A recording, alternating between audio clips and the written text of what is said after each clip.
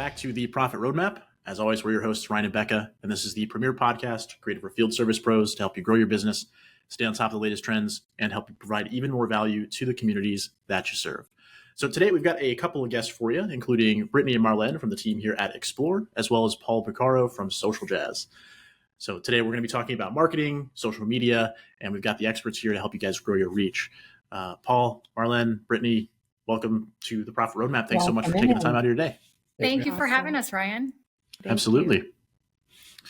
So let's start off. Let's have you guys tell us a little bit about yourselves. Paul, you're the guest of honor here because we all work together. We all kind of know each other. So why don't we start with you? Tell us a little bit about how yourself or how you came to be with Social Jazz and sort of what that process looked like for you. Yeah, actually, I'm a former FieldEdge employee. Actually, I was Cool Front originally. Awesome. We were selling. I swore I had seen your name around. Yeah. I was there Well, welcome back. Cool Front was acquired by FieldEdge. I worked there for about 2 years, and then went off on my own. Decided I wanted to try to kind of build my own company from the ground up. So, but very familiar with the industry and contractors and FieldEdge and flat rate pricing and everything. So, kind of focused initially on building Social Jazz for contractors, and then kind of branched into a few other industries now. But yes, really where my journey's been. It's always been pretty much on the software side, building for core businesses. Beautiful. That's super cool. Yeah. Britany, how about you? What's your journey been like? Oh my goodness. Social media. So I basically started social media as a complete hobby. I am a millennial, so they made it for me. It was for me and me alone. And then everybody else had to come and play and hang out and make money off of it. I went to college for social media, not even social media, communications and marketing. And so when I asked my professors, hey, what about social media? They're like, that's not going to last long. Don't even worry about it. And they were wrong. They were wrong. Now they have whole majors about it. So I started that and I did my own blog, my own Instagram and my own YouTube channel. And then after that, a lot of friends and family started asking me how was I doing it? I started helping friends, family, churches, and then I moved into personal brands. And then after that, I went into D2C and publishing. So I handled authors and their books. And then now I'm in software. So it's been a really fun ride with social media. That's super cool. And Marlen, how about you? Yeah, I started social back in 2017, which I think I'm dating all of us when I say that. But I was able to work with businesses and establish an online presence that would lead to sales. I worked in the fashion industry, retail, wholesale, real estate, and now tech, which may be biased, but it's been my favorite so far. I saw an opportunity to join SA with the social role that allowed me to dabble a little bit into other areas of marketing, which led me to my role now where I'm marketing manager for SA, help implement and develop marketing strategies to drive revenue, and of course, make our current member base happy. Beautiful. So we've got quite a bit of experience on the call today, which is super exciting. Yeah, it's going to be fun. Absolutely. So let's jump straight into it. So let's start here. So what, in y'all's opinion, what's the biggest misconception that service businesses have around social media? I think I would say they feel like they have to know exactly what they're doing right off the bat. You don't. As a matter of fact, your content is going to change throughout your entire social career. I think, Britany, you can tell us firsthand what you were doing when you started is not at all what you're doing now. So I think a lot of people don't start because they think they have to be perfect as soon as they get started. Absolutely. I think sometimes they think it's not relevant and it's not going to be cool or it's not going to work with the audience that's online right now. But I mean, these particular industries are very important to our lives. And so a lot of us want to see what's happening behind the scenes that aren't in the industry. And then also, it's also going to help us find companies that we want to work with and partner with for our homes and our lives and all the things that we need to make our lives run. So they're actually more needed than they think. Yeah, I think that's what I hear a lot is that they don't really need to do social because that's reserved for like big brands and flashy brands. And our work isn't exciting enough. People aren't interested in it. So we don't really need to do it. But the truth is that, social media is sharing and storytelling and sharing experiences. And that's what people are looking for, that authentic connection. And so they think, yeah, that's for the big companies and the big brands and not us. And that's just not true. For I like sure. that. So when a company is getting started with their social media, maybe they're an established company, maybe they've just started out, but when they're dipping their toe into those waters for the first time, it can be daunting, right? Like, there's content creation involved. That's a big scary word that gets thrown around that freaks people out. Paul, so you specifically with Social Jazz, like you help people out with that. So could you tell us a little bit about Social Jazz and actually like what you guys do for businesses? Yeah. Actually, the content challenge is what we set out to solve. So you'll probably talk about it later. There's a lot of tools in the market to help people with social media, the Hootsuites and the Buffers of the world, but none of them really kind of help that content challenge, right? It's like social media is not like a website where you build it once and you update it maybe a couple times a year. It's like this never-ending creative process, right? Like a marathon with no finish line. And so that's really daunting for a lot of people. Like, how do I keep coming up with ideas that are relevant to post about, that are interesting, engaging, authentic? And that concept of having to do that forever scares people, so they don't do it. And so we set out to try to create like a catalog of topics and ideas and captions people could use in a plan that they could start with, and then modify that plan over time to meet their needs and drop in their behind the scenes and their authentic content. So we built a lot of content around everything in the industry you want to talk about, from like indoor air quality and repair versus replace. So give them a starting point of content they can leverage, rather than every single week sitting down and going, well, now what? I came up with a few ideas last week. What am I going to talk about this week? So Social Jazz really tried to help them solve that content challenge, which never ends, right? Yeah, I can relate to that. Britany, Marlen, I'm sure you guys can as well. Oh yeah. Yes, absolutely. So as far as getting started with content, would you say that keeping it simple is like the best start for someone just getting started in this, or if they think they don't have like the production value a lot of these bigger companies have? A lot of you mentioned authenticity, something genuine that people can connect to. Is it like just as simple as that? Absolutely. It's super simple. And I think it's about what Paul said, telling your story, being authentic.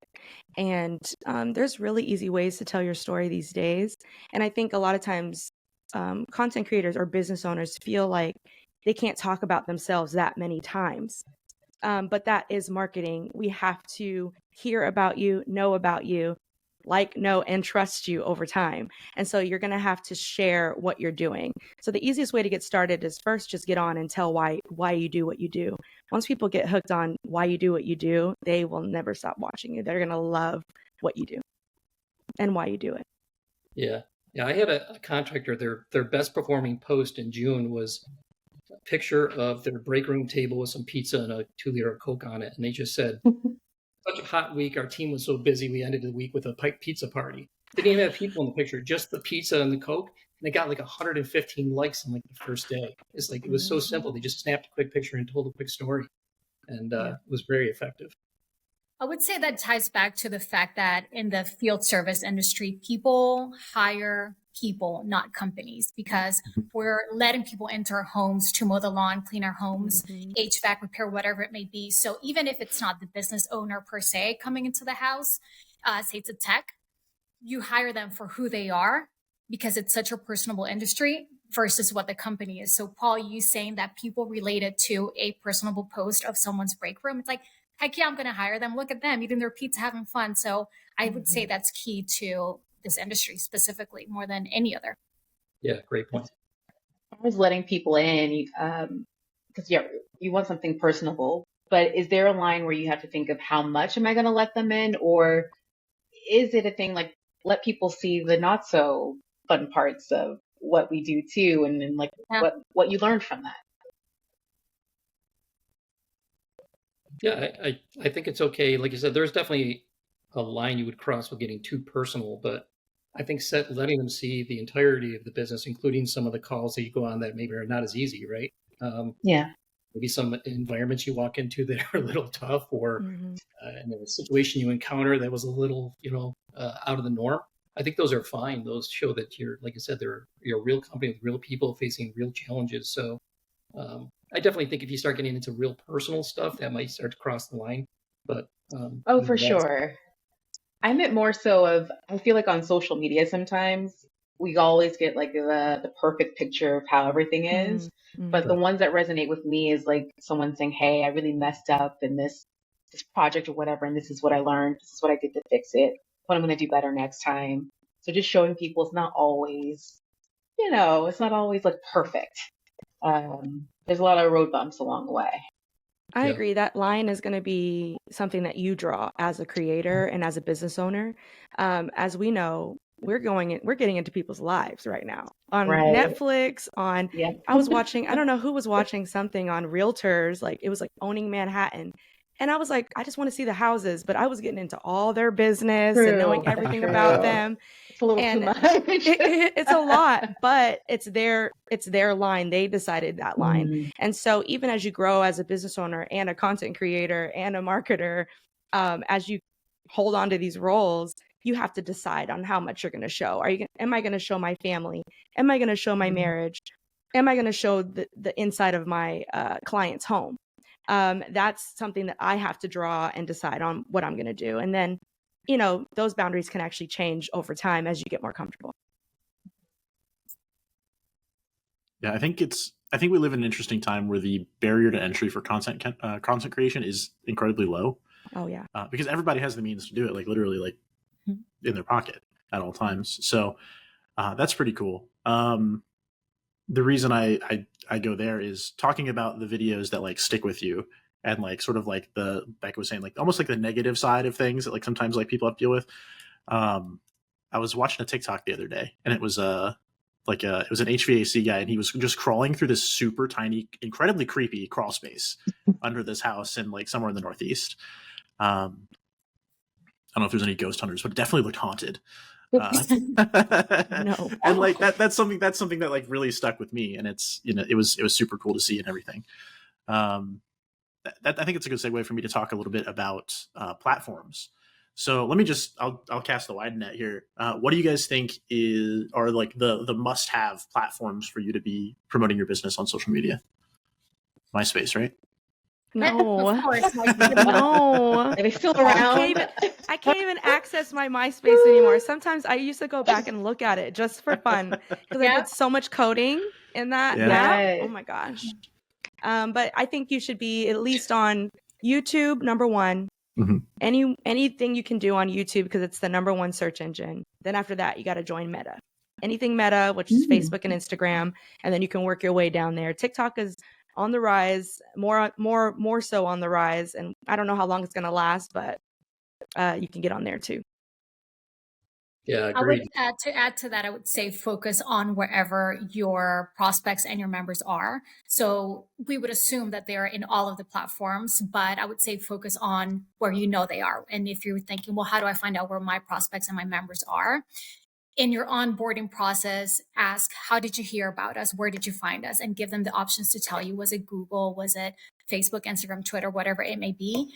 And focus on those. I will say Facebook has become the new Yellow Pages. So if somebody wants to know about your business, your hours, your services, reviews, whatever it may be, they search you there.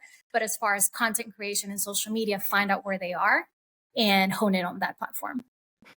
Yeah, agreed on both of those. I think, Facebook certainly is still a place a lot of people go.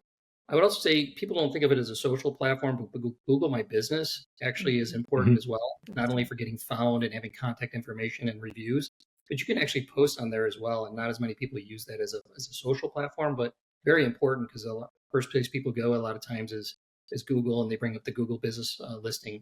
So that's another one I think people should focus on. Marlen, I had to laugh when you said Facebook is like the yellow, because I used to use Yellow Pages as a kid. I remember they would be delivered to our house, and so I'm dating myself for sure. Did anybody else prank call businesses on Yellow Pages, or did I just say super illegal? No, it's not just you. Yeah, I didn't live in this country when that happened. Back so. in my younger days when I was more of a rascal. Yeah. So we could prank.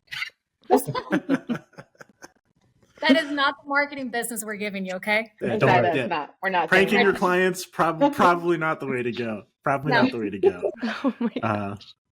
I don't know. Maybe there's some content. Yeah, we're not gonna go down that rabbit hole. Anyway, I thought of 4 content ideas just from what you just said. Yeah. Anyway, all right. So we talked a little bit about platforms. Let's talk about. Maybe let's skip around a little bit. So let's talk about how, like, let's say you get some content out there, or you get some content made, you get it edited, you're ready to share it. you can post organically, but there are some tools that help you guys out with like automating that process. So like social media schedulers. Paul, I'll ask this one for you. How does Social Jazz help with that? Yeah, so obviously I'm biased. There's a lot of tools out there, but when you sign up for Social Jazz, I mentioned when you start with a full social media plan for the year with all the content laid out. And then we give you all the tools to manage that. So if you want to remove posts, add your own post, your own, behind the scenes content, you can do anything you want. So we give you all the tools to manage, edit, move, delete. And then you connect up your social platforms and you can automatically publish to all of them. By the way, you can do different posts per platform if you want. So if you want something different going to Facebook than you want going to Instagram, of course you can. So we give you the full suite of management tools to do all that, including the auto publishing. But the most important piece, obviously, is that we give you a lot of content to start with to help you. Yeah, awesome. And it's all planned out, and you don't have to go back in and hit a publish button. If you just set it up for Monday at 10 a.m., it's going to go out on Monday at 10 a.m. Yeah, I love that. I was taking a look at the website for Social Jazz before we jumped on, and super cool stuff there. Marlen, Britany, what do you guys see? Do you guys have a preferred tool? Do you guys just do everything without a tool? What does that look like for you guys? Take it away, Britt. This is your everyday. Oh my gosh. We use HubSpot right now. HubSpot, but I've used everybody. HubSpot, Later, and then also it's a good idea sometimes to post organically within the app that you're posting to. They're going to give you a little bit more favor sometimes if you utilize their tools that they provide. So make sure that every now and again you pump out some content organically through the platform that you're posting on. And you can schedule and edit through those apps also. So those are the ones that I recommend. Definitely HubSpot's great. And then Later is really good. And Hootsuite's available too. And then of course, Social Jazz. So many options out there. I think one good thing is a lot of these places do offer free options first that you can try out and see what works for you. Everybody's preferences are different. And so if you like your button to the right and you like the way they said that, everybody's copy is different, the way they talk to you and make you feel when you're in the platform or in the scheduling platform. So I would shop around, see what you like, and see what works really well for you. Beautifully put. So we mentioned earlier, Britany, when you were talking about like a little bit of your history, how you mentioned like social media marketing to your professor and like, oh, that's not going to last. And I remember, yeah, I'm dating myself. I remember when social media was just like becoming a thing, and I remember people talking about, oh, I'm gonna get a degree in social media and all of that. And it's like people thought they were crazy, right? Mm-hmm. So like, how has it changed for service industries in recent years? Like the use of social media, how's it growing, evolving? Yeah, all that good stuff. It's changed dramatically. I mean, before social media was just for being social. And then, like I said, a lot of people came in and wanted to take our thunder. And, moving from who went to which party in college changed to I'm shopping for what shoes and who's wearing the shoes that I want to buy, or who is using this app and using that app. And I want to find out more and more about that. And I think the biggest change has happened since 2020 with social media, with video and short form video has made a huge difference. And then also TikTok switched up the game with all of us too, because now it was about authentic, not how pretty your camera is, not how pretty you are. It's how well you can connect to your audience online. And so now with that completely shifted everything. And now corporate companies are like trying to hire creators out here to create the content that's available or that creators are making on social media because they can't keep up with all the changes. And so I think it's going to be I think in the next year, it's going to even change even more. But right now, a lot of people just need to catch up with the authentic piece, telling their stories and being honest about who they are and what they're doing and why they're doing it online. And if they can do that, you can make some really good content. I have nothing to add to that. She hit it right on the head. I think it's just we all know that with marketing, every marketer is trying to get where the eyeballs are at, and they're all on social. So there was this from social to obviously businesses jumping online. And the initial instinct was just pound promotion, right? Mm-hmm. Talk about the company, the products, and push it. And now it's become more about, like you said, that authentic connection influencers, who have used your product talking about it so that they can say, hey, listen, I've actually used it. This is real. It's working. So it's just shifted the game to now almost back to the original social, but social for business instead of just personal, right? I think it's become a lot more about humanizing businesses and brands. Yep. Whereas before social media, when it became available for businesses, it was very formal. It was almost like LinkedIn for social or for businesses, whereas now is to show personality and authenticity. Not that Target and Walmart are going to show personality per se, but I think for our listeners here, the field service business owners, this is your opportunity to show how are you going to treat your prospects, your members, the ones who are upset, which I think we'll touch on later. I think it's about humanizing the brand and showing your personality, even if you're a business.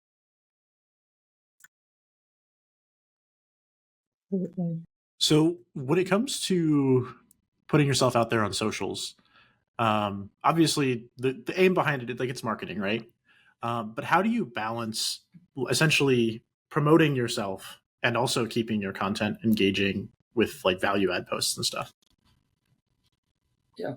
We kind of have a formula. We call it the 4-letter social, like ABCD, right? So it almost follows the 80-20 rule of 80% is kind of adding value or connecting with your audience, and 20% is promotion. So the A is like, answer questions. Like, people have a lot of questions when they go online. There's huge groups like for HVAC where customers go to ask questions because they don't know. So answer questions.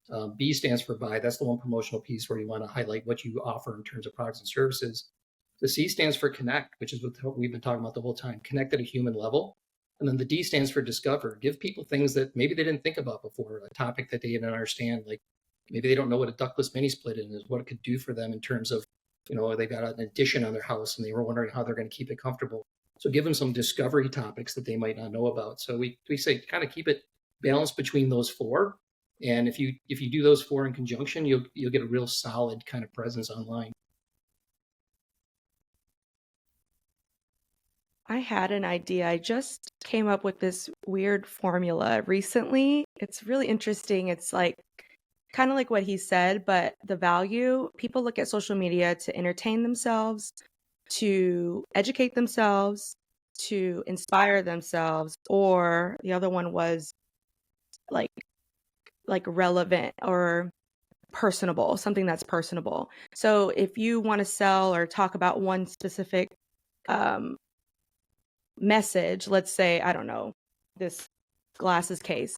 So if I want to educate you on this glasses case, it's going to be a little bit more formal. I'm going to show you how to use it, where it's from, educate you on who made it, all the information.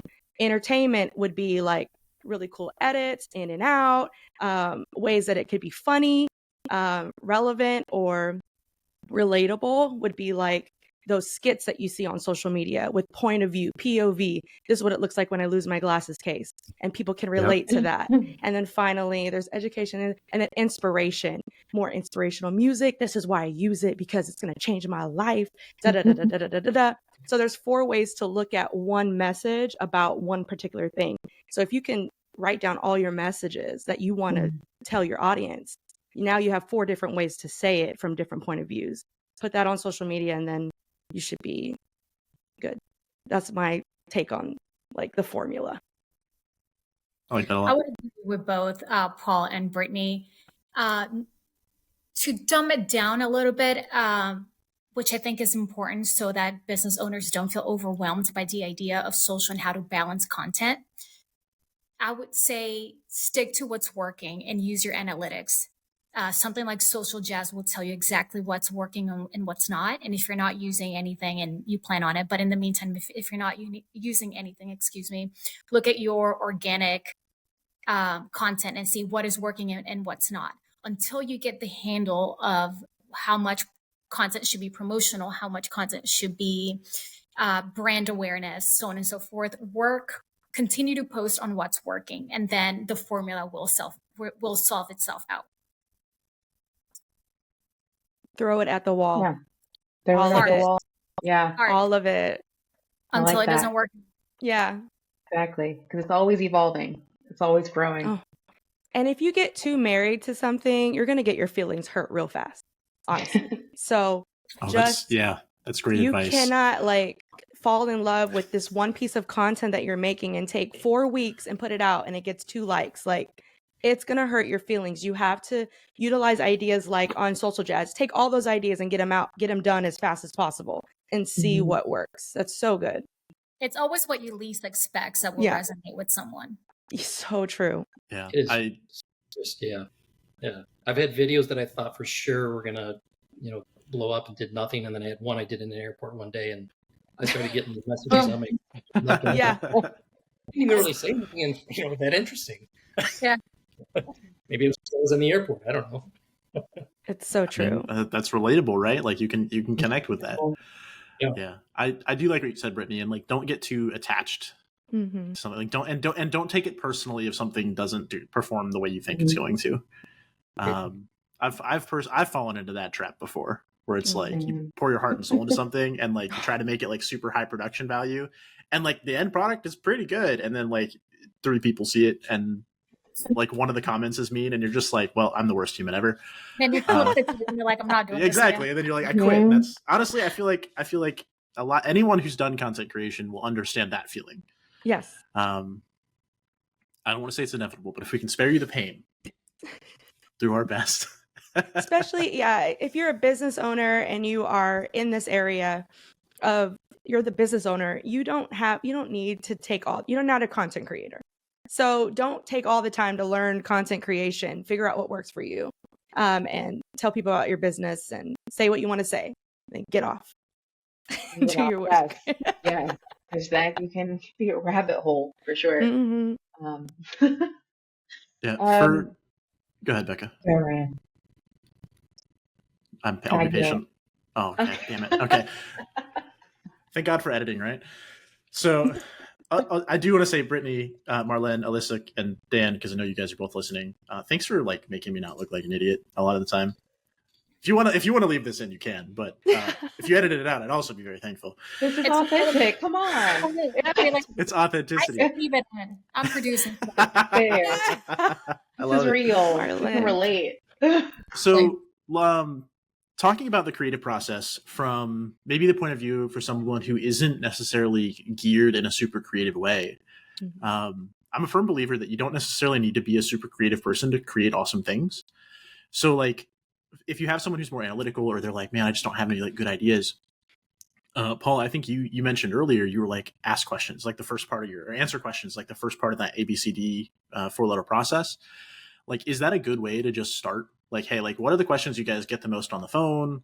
What are the questions that people ask you when you're there? And just like, maybe like write those down for a week and then just sit down in front of maybe like a cell phone on a tripod or something like that. And then just answer them off the sheet. You can cut those up. You can post those to socials.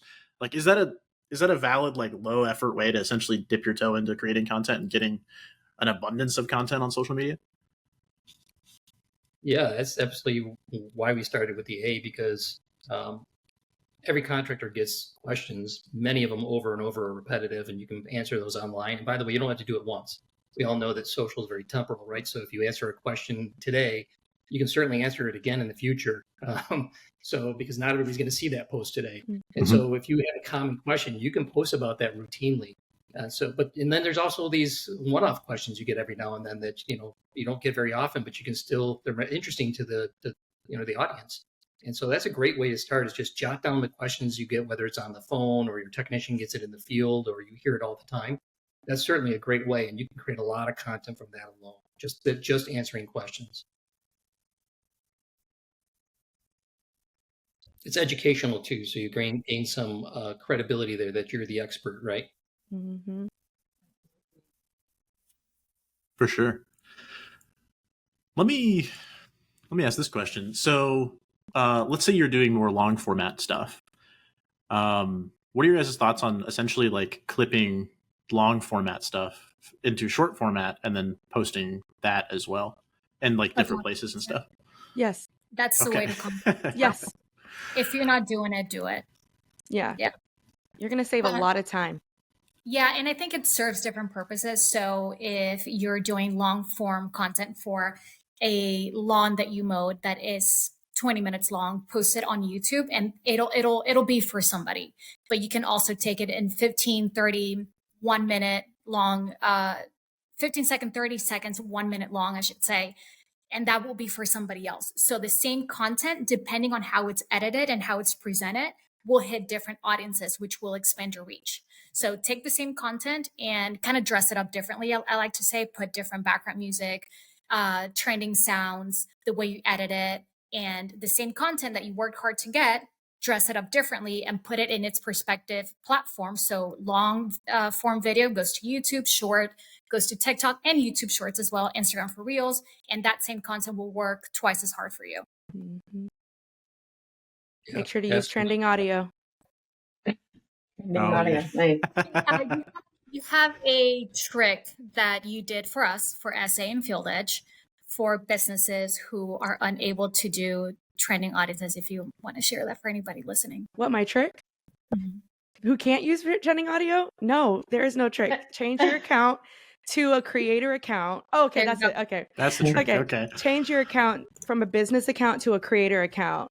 Right now, Meta is loving creators. That's all Adam is talking about. Adam is the CEO of, he's the head of Instagram. And you guys already know who the head of Facebook is, but right now they want creators. So what you do is you go on settings and change your account to a creator account. And now you're able to access all of the trending audio, all of the things that are going down in social media. And now you don't get all the whack music that's available for you guys as business owners.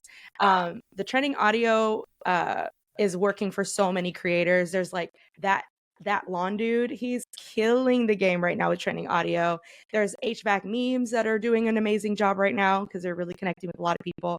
And then there's somebody else. Oh, obviously educational, which was our SA's CEO at the time or founder, Jonathan Potoshnik. He was really good at educational content. So use that trending audio because that's how you're going to make it in the game right now.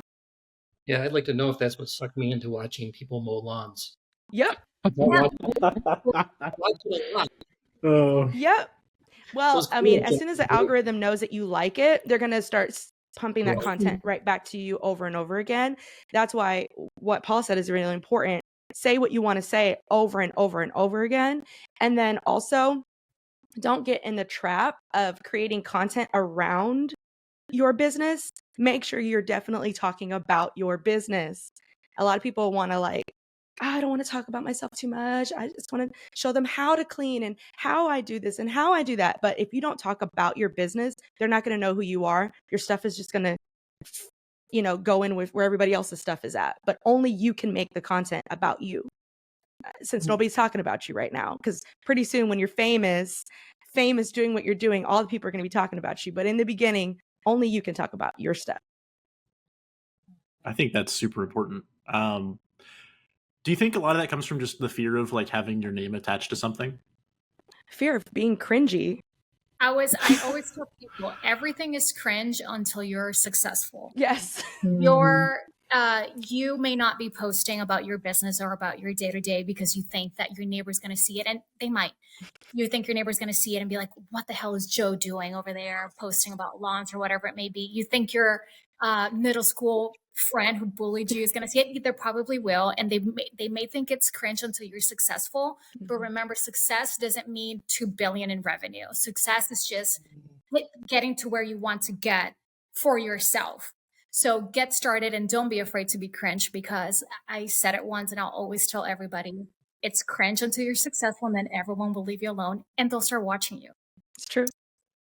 I love what you just mentioned about success, Marlen, because I feel like sometimes we get so overwhelmed with this big picture idea of the end result that I know for me, sometimes I just won't start on some personal projects. I'm like, oh my gosh, I want to get to this level of success, but you have to kind of redefine where it is right now, that level of success. And it'll change. Your definition of success will change from when you start to a week into it, 2 months into it, a year into it, and you're like, you know what? That's not what I thought was going to be success for me, and my business is no longer it. And you'll redefine it. And with that, your social will evolve as well. You're going to get more on your way than you will when you get started. You're going to get more on your way than you will when you get started. You will never know until you do the thing. You have to do the thing first to find out what's going to happen. So like sitting there being scared all day long and watching everybody kill it on social media, you're going to be sad a year later. But if you just start now, it's going to really help you out. Yeah, getting started is definitely the most difficult for everybody. Like you said, there's that cringe factor. I mean, I did it. I mean, the first time I turned the camera on, I'm like, oh. Yep. 20 or 30 videos in, you're like, oh. You guys ever go back and watch some of the first content you ever created? No. It's Oh sad. my gosh. My voice I- was Yeah. higher. Seriously. I'm like, where was my I- life before ring lights? Seriously. I did that recently, and it was like, yikes. Like, I can see that my hairline has receded, and I don't know if it's from the content creation or what, but like, I'm just like, man, come on. Oh, at least I kind of know what I'm doing now. But yeah, no, I think, oh, that's even more horrifying. I don't want to think about that. Anyway, but no, I love that idea. So from all of us here today on the Profit Roadmap, you have our pass to be cringe. Be cringe. I think that's Yeah. the Go for it. takeaway. And then eventually it won't be cringe because you'll be successful. Mhm. Absolutely. Mhm. For service businesses, I'm hearing a lot of like talk around like video content. We kind of mentioned this earlier. Like, is that like versus just pictures or regular posts? Is video content where it's at right now? Or does it depend on the value you're offering in that video? Yeah, I mean, absolutely. Obviously, video is, and TikTok changed the game even further, as Brittany mentioned. Right. Video is where you need to be. It's also the most difficult to get started with because of the cringe factor. Like, I don't want to be in front of the camera. Like, it's easy to take a picture of a pizza box with a 2 liters Pepsi on my break table because I'm not in it. Mhm. But turning the camera on is difficult, but it's absolutely where everybody's going. It's where you get the most bang for your buck. The biggest chance of getting a broader audience is going to be through video. So it's getting over that fear factor. Yeah, video's where it's at. It's the thing. I think a couple of people are still TikTok and Instagram are trying. Instagram is still trying to stay to their roots of still giving some reach to pictures. And then TikTok does have a way to do pictures through a carousel, and carousels are great. You can tell a great story through a carousel. You can do a little vlog during carousel, and also you can educate people like slides. But I think video is where everybody is not even just heading towards. We're there. Like, just go on social media right now. First thing you pull up is going to be a video. So do video. Do it. Yeah. Although I will say that, you should be doing all of the above, right? Text only, text with images, carousels, videos. We have a customer, I just checked their Facebook today, and they did a text only post, like 1 sentence long. Said if you have a certain room in your house that you're struggling to keep comfortable, you might want to consider a ductless mini split. Wow. And a customer instantly commented back. It was just that was it. That was the whole post, no image, no video. And the customer commented back and said, call me, I need to get a quote. So Wow. a simple text only post can still be effective. So I think you need to vary it up. But absolutely, I mean, obviously video is going to give you the biggest viewership. No, obviously, I think this depends a little bit on, well, it depends, I think, primarily on platform. But what are your guys' thoughts on vertical versus horizontal form factor video? Like you said, I think it depends on the platform, but I think most of social real estate is taken up by vertical. So I would say focus on that. But then it goes back to long versus short. Long is typically viewed horizontal, as to short form content video is viewed vertical. So again, shoot it however you want and then edit it, dress it up for however you need it to work for you. I was so sad when they did vertical. I was fighting against it for years, and then I was like, fine. They won. They won. We're gonna do it. It's gonna happen. But now, honestly, it is how it's not. I think they did that for the user, not the creator. The user, when you go and film your kids and they do something, you're gonna pull up your phone and it's gonna be vertical. And so I think they made it so that way it's easier for normal, everyday people to put up videos on social media. It also came from back in 2020, where a lot of content changed. People who didn't have access to a tripod with their camera, with the lights, people were just flipping their phones out and recording just like this. And that's where low quality content started popping off, thank God. So so I think, yes, Britt, to your point, it was made for the viewer because we're all on our phones just like this, not like this. It was made for that. But also the creator pushed that trend because that's all that we had accessible to us. Or I'm not a content creator, but the content creators, that's what they all, and businesses, that's what they had available, especially in 2020, was just a phone and pushing it out just how it came out. Do you guys think that when you're doing, this might be a trick question. When you guys think that you're like making longer format stuff, that the landscape format stuff, do you think you should do it with consideration to being able to edit it down to vertical format? See, So like keep your stuff center your frame. yeah. Don't like use a Nokia to record it. Maybe get like an iPhone that can shoot 4K so you can crop in a little bit. Like, Yeah, definitely. I wish I could. Yeah, actually, yeah. Burner phone. I Yeah, don't know like that I have much need for a burner phone. make sure you have the grid on your phone. There's like those 9 boxes on your phone. Make sure you turn that on in the settings on your phone, and then make sure you're in the middle of that. And then now you can make your content pretty much any way you want. That's golden. Actually, that takes me to another great point. Like just a quick tip to help with content creation: turn your grid on. Yes. Do you guys? Let me ask you guys that. Like, is there any are there any quick tips for content creation that you would give somebody that's trying to get started or maybe trying to elevate that game a little bit? Hire social jazz. Yeah. Oh, that was great advice, Bekah. That was great. Right? Yeah, definitely get an app that can schedule your stuff, and you can utilize AI to help you with your captions.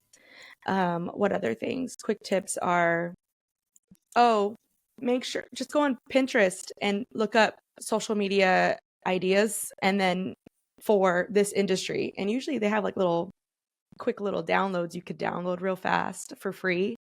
And then also, whatever you're doing, just have good lighting and let us make sure we can hear you.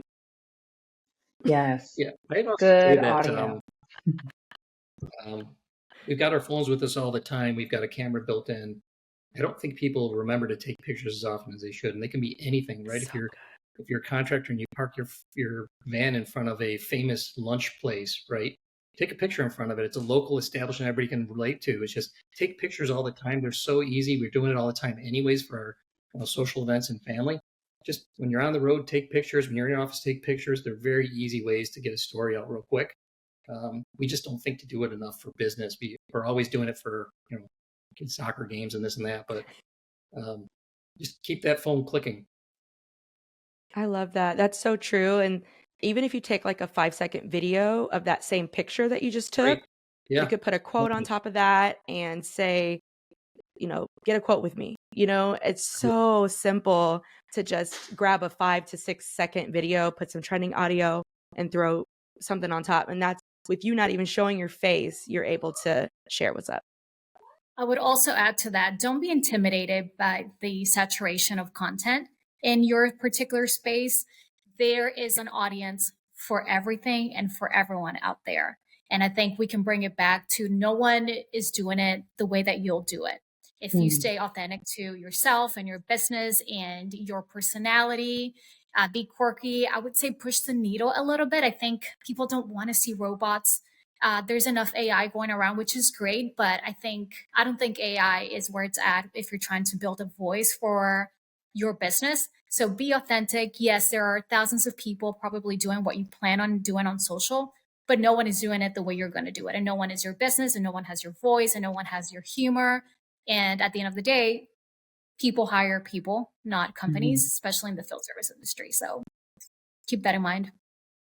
Yeah. And adding on to that part where you said like there are thousands of people doing it, I feel like sometimes you have to have your blinders on and stay in your lane. Like, yes, it's good to see what your competition is doing or just to stay in the know, but not so much to the point where you are just so distracted or you're copying them, or you got to stay focused on what you're doing and just trust that it'll happen when it happens, in a sense. No, it's true. Yeah. It's so true. It feels like everybody's doing the same thing, but people are for you. There's certain people that are exactly for you, exactly for your business, exactly for your voice, exactly for everything. Like that's why it's important to not just share the normal business stuff, but also share like what's your favorite drink that you love and like he shared the pizza and that it can be really relatable when you share your favorite things, when you share what you do or why you do it, because that's going to just tick down to, oh, he's my guy. He's my person. I'm going to hire him. Yeah. We like the same. Basically, yeah. It reminds me of a quote that we had from one of our previous guests, Drew Larison. We were talking to Larison Media, and that was essentially that people don't buy from you because of what you sell; they buy from you because of why you sell it. And in the case of services, like Marlen, Britany, Paul, like what you guys are all saying, like it comes down to who you are and the reason that you're behind it. So sharing that with people yeah, that's the way to go. Mm-hmm. Now, I have a question. Kind of might be for Marlen and Britany. Paul, please answer to you. If we could bring our members and our listeners a little bit behind the curtain of what you guys do amazing things every day, a lot of things to help our members grow. So, like, how does Service Autopilot FieldEdge integrate with social media platforms? What strategies are we using to help our service businesses grow? That's a really good question. It varies. I would say it changes all the time. Content is always changing, and with that, or social media is always changing, and with that, your content has to change to stay relevant. What we were posting in 2020 is not what we're posting now. I think a big point for us is to talk about industry pain points because it's relatable, and people don't like to feel like they're the only ones going through something, even though they know they're not. They want to know that, oh shoot, SA is aware of this industry problem that we have, or FieldEdge or Social Jazz knows too. So working on industry points, letting them know that we get it, and here are ways to fix it too. People not only want to know that you're going through something, they also want to know how you recommend fixing it. So we implement it in so many different ways. It's ever evolving. Britt and I meet weekly to talk about how we could turn it up a notch, and she kills it every single time. But that would be something fell back there. I'm pointing it out because it's a You're good. You're good. also doesn't have to be cut out. I'm still producing. It wasn't the There you enterprise. go. See? So that would be my input on how SA, FieldEdge, and by Xplor, we continue to drive social content at ever evolving. Going back to the marriage part, don't be married to content. Yeah, for sure. One thing that's always on our conversation when we're talking about speaking to our audience is we really want them to grow. We want them to be successful at what they're doing, and we also want them to use our software doing it for sure. Yes, absolutely. And also, like, we want them to use our software doing it, but it's the reason why we made the software, why the software is out, is so that way they can grow and live a free life, not just working 60, 70 hours making content or marketing their business or scheduling their people. We want them to be able to live a life where they love their business and love their life. It's just, I can tell ever since I've joined the company, it's a huge thread throughout what we do and why we do it technically, because it's our love for our members, for sure. Like, we just want them to win, and we want them to love everything about their process. We don't want them to hate their jobs. So that's the main thing that we want to tell them on social. Awesome. I just think it's important that our listeners know just how much, like, our teams are so tapped into them and their businesses. We are doing research, we're studying, we're listening, we're engaging every day to help them be the best that they can be. So yeah. Thank you. Our conference that we have every year, I was able to meet a lot of our members, and I just fell in love with them. I was like, oh my God, I love them so much. What else can we do? What else can we give them? What else can we say? And so I totally agree. I think that's what makes FieldEdge and Service Autopilot different from everybody else, is that we just really care about our members a lot. Like, it's the love is there from the marketing team, from the top all the way down. It's real. It's our driving point to everything we do, not to get sappy and where we pull up. It's okay. We have the cringe pass. We're good. Absolutely. We don't want to make you That's cry. There you go. We have a cringe pass. It's at the forefront of absolutely everything we do. Yeah. From the product side to support. Thank God this is our own podcast because I'm Right.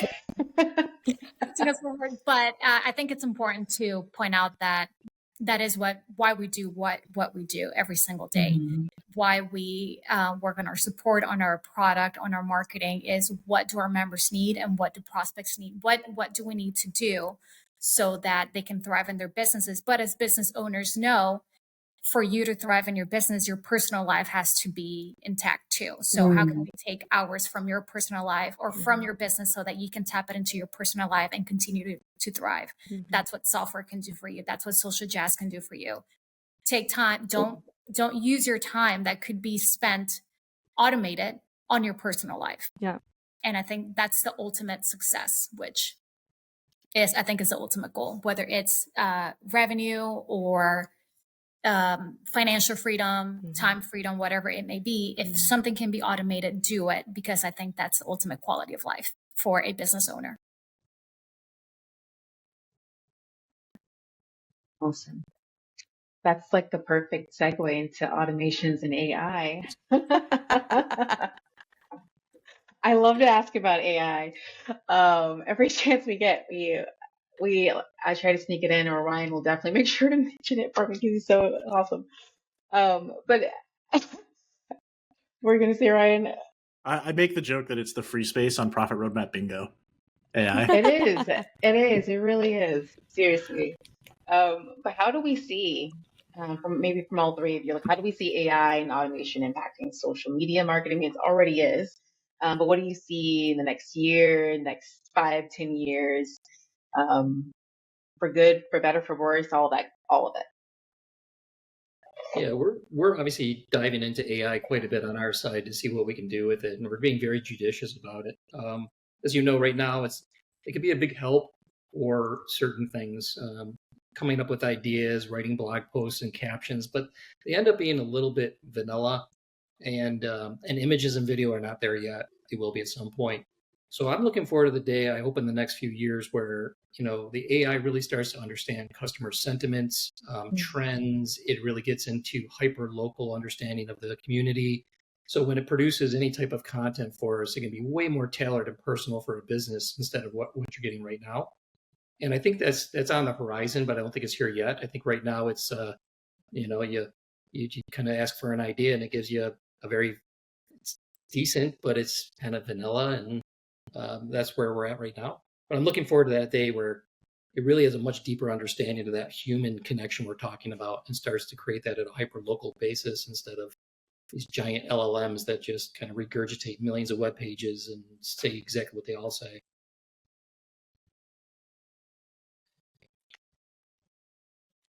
I use AI like every day. It's my favorite friend. But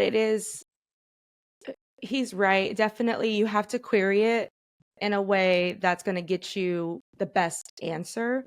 And you have to figure out ways to prompt the app so that way you can get information that is going to actually help you.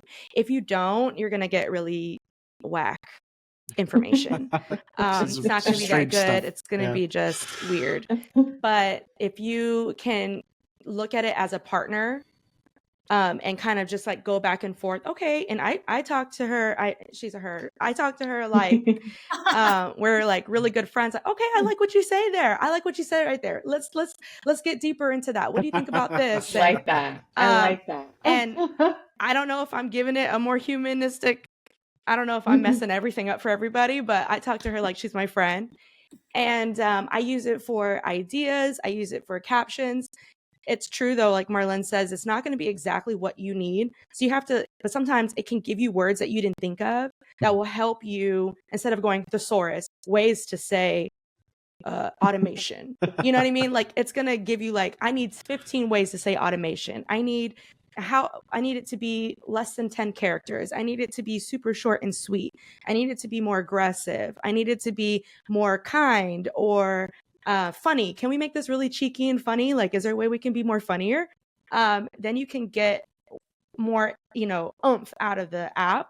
But it's true. It's not where it needs to be visually, but informationally, like writing and captions, and you can really have some fun with it. But like I said, I don't think it's updated since 2021, January 2021, or 2022. And so a lot has happened on social media. Like, I've definitely tried to say, what do you think about the trends in 2025? They're like, I can't tell the future. Can't help you with that. Britany. Yeah. I'm like, Yeah.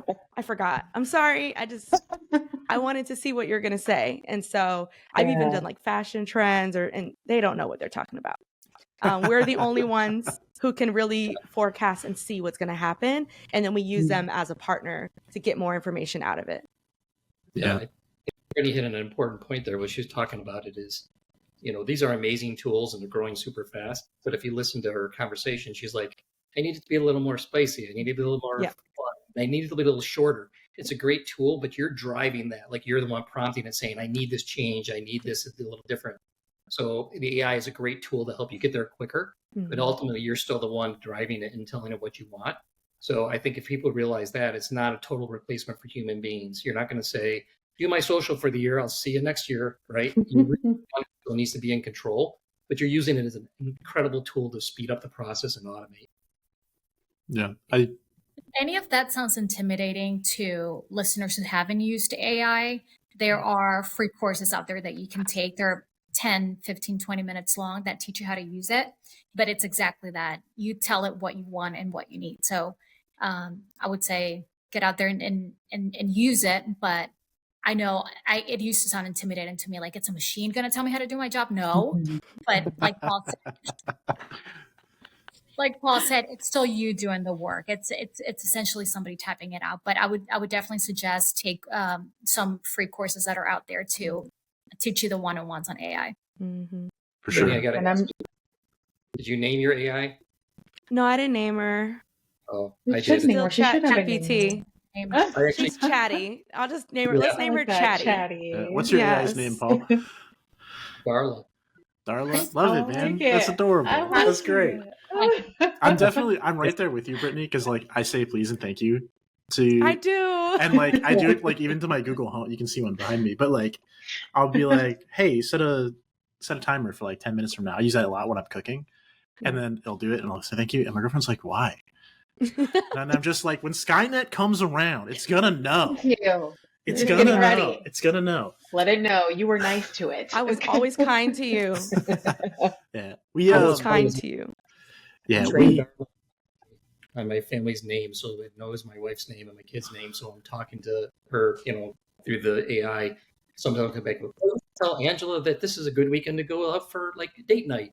And my wife will hear, who are you talking to? I'm like, who is she? Who's the other woman? I love that. Darla. It's Darla. That's the other woman. Oh man.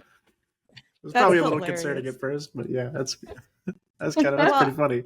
What's also nice about it is its feelings aren't gonna get hurt when you turn down the idea. Nah, I don't like that. Is there more? Is there more? Is there more? Like when you're in a conversation, like especially in the marketing team, sometimes there's like that interpersonal moment where you're like, hey, can we just be open? I didn't like that idea. But you don't have to do that with AI. You just have to just tell it what you want. And then, say please and thank you, because it's true. We don't want Skynet to come and let us know that they're better than us. So. I'm just practicing good manners. Yeah, watch that AI develop enough to where it starts getting sensitive. Like, no, I didn't like that idea, right. Darla. Darla's like, you know what? Like, figure it out. Well, bye. Oh, figure it out yourself. Bye. Yeah. Well, the first time Darla yells at me, I'm turning around. Yes. You're doing good. Yeah, the day my AI has to go and have a mental breakdown because the way I talk to it is that maybe there's a bigger problem there. What we do. Oh, yeah, the way that I like to use AI personally is I use it to like overcome writer's block a lot. So like it's like I have no idea what to put on here, but I know like what the end goals of this like are, and then I'll throw it at AI and it'll spit stuff back and I'll be like, oh, that's great, and it's a starting point for me to be able to jump in and really get that down the road to where it's something that I like. So that's how I use it Great personally. brainstorm tool. Yeah. It is. Someone once gave me a really good tip on AI, and I think anyone who has used it has ran into feeling like, man, there is that just sounds like a computer wrote it. Mhm. If you give it the prompt to say this in a 6th grade level Yeah. or speaking Mhm. level, it'll make it a lot more conversational, and it'll make it sound like someone like you and I wrote it. Yeah. Yeah. Good. So, because I highly doubt that somebody out there with a lawn care business, a cleaning company, Mhm. HVAC is going to say photosynthesis somewhere. So, It doesn't come up in conversation for you guys daily? no, it All doesn't. right. It doesn't. I don't care who you are. You just don't. So, if you prompt it to speak at a 6th grade level, and then from there you massage it because you don't want to sound like you don't speak like an adult. From there, you massage it a little bit. Like Paul was saying, it's not going to do everything for you. So for those who are afraid that AI is taking jobs away, no, you still need a human being telling it exactly what to do because it doesn't think for us. But that's a good tip that someone once gave me. And I think they even said that the way that media is presented to us, like Yeah. news Mhm. articles, news stations, even your traditional media outlets, still, I think, try to push out information at a 6th grade level. Right. So people like you and I can understand it. People who are not tapped into the industry can understand it. Give it that prompt to your AI and see if that helps with your voice a little bit. That's so true. Everybody's communicating between 6th and 8th grade. Everybody is Makes a communicating. lot of sense. I feel like between 6th and 8th grade is when I became conscious of an external world. So that makes a lot of sense. Yeah. Mm-hmm. Yeah. An So external Yes, it you're does. smart. Yeah. You're smart enough. If you made it past 8th grade, get on social media. You're going to be just fine. Slide photosynthesis into my talks now, so I sound more. Yeah. I know.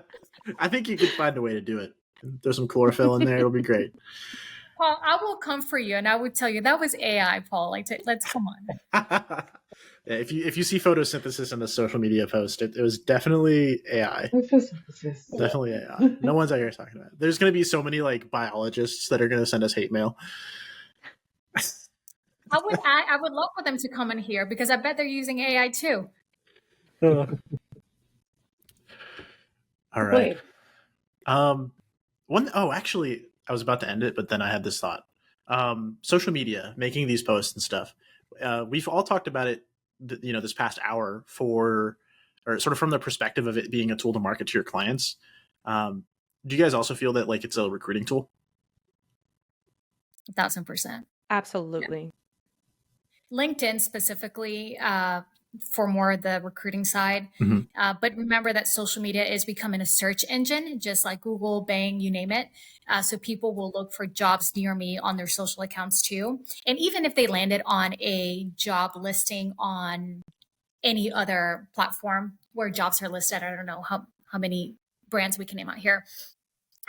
They will then search you on Instagram to know who you are, to know your culture, to know how you treat your members, how you treat your prospects, how you talk to everybody. So yes, it's absolutely a tool. I wouldn't say that you would necessarily post on social media that you're hiring an admin, whatever it may be, but post knowing that people will decide if they want to apply for a job or not, or close with you or not, based on how you're talking on the comment section. I don't think we've talked about it enough, but the comment section is your stage. That's where people are looking to see how you present yourself, how you talk, your personality, your voice, all those videos that you're making to show your personality. Back that up in the comment section with how you talk. If you get a bad review, a bad comment, bad testimonial, whatever it may be, it's not like back in the day, again, dating all of us here, but it's not like that one bad comment was going to be the end all be all of your business. You can turn that around by the way you respond. So use your comment section to back up your content and the personality that you're trying to put out there. Speaking of comments, I'm glad you mentioned that because I think whenever I'm researching or Yelping a business, I go to the comments. I love reading the comments, but I think the ones that stand out to me the most, if they're a negative comment, is when the business owner responds. Yeah. I respect that, and I'll actually go give it a try. Responding to a negative comment, not just the positive ones, it makes an impact as someone potentially wanting to, have business with you. Yeah. I actually think they have bigger impact. If you just get 5-star reviews everywhere, people start to wonder if they're real. Not true. When you see Right. Not that true. review and then the owner turned it around by addressing it, that has Yes. more impact than all the 5 stars, I think. Yeah. It's a It shows huge ownership. red flag. Yeah, it's a huge business red flag if they're all 5-star reviews. I'm like, bottle that. Something's That's off. true. Plus, I do want to see if your business made a mistake somewhere, which is very likely, and I hope it did because it means that you grew from that. How did you handle it? Mhm. I'm more likely to hire you based on how you handle a mistake versus not having any mistakes at all. Right. Mhm. That's why you shouldn't delete everything. Don't Oh, delete yes. everything. I've seen people do that too. Like delete the Mhm. comments and remove it. And yeah. When you get those comments, they're like, he's deleting comments, and then that is a terrible look. It Yeah. doesn't matter anymore at that point what that comment was. Like, yeah. Ugh. Well, guys, this has been super awesome. Paul, could you tell us a little bit about Social Jazz if people want to find out more about Social Jazz and how they can use that to make their social media lives a bit less crazy? What would be the best place to do that? Yes. We've partnered up with Xplor. We're rolling it out to FieldEdge customers first and then probably SA second. We've already got content for HVAC, plumbing, electrical contractors. So the easiest way to get started is socialjazz.com/FieldEdge. We have a page there that explains all about what the product does, the pricing behind it. We have a free trial, no credit card required. It's a great way to sign up and see the social plan that we develop for you. And you can actually look at all of it and decide, yeah, is this content right for me? Does the plan look right? And then from there, if you decide to use it, that's just a month-to-month basis. But we highly encourage everybody just socialjazz.com/FieldEdge and at least give the 7-day trial a go and just see what it does. I mean, it's got a branding engine built in, a publishing engine, a lot of stuff. It'll all explain it on that page. But our whole goal, like I said, is to start you off with, it's a lot easier to work with a plan that's in place than to try to come up with a plan from scratch. And so when you get 12 months of content and you can massage that content and add to it, it's way easier than a blank calendar every month and saying, now what? So that's what we're trying to do for you. And if you just go sign up, you'll see that calendar filled up. So it's a good place to start. Absolutely. And we'll make sure we get that link down in the show notes, make it super easy for you guys to go ahead and click on. Paul, thank you so much. Britany, Marlen, always a pleasure. Thank you. Thank you so much for coming on the Profit Roadmap.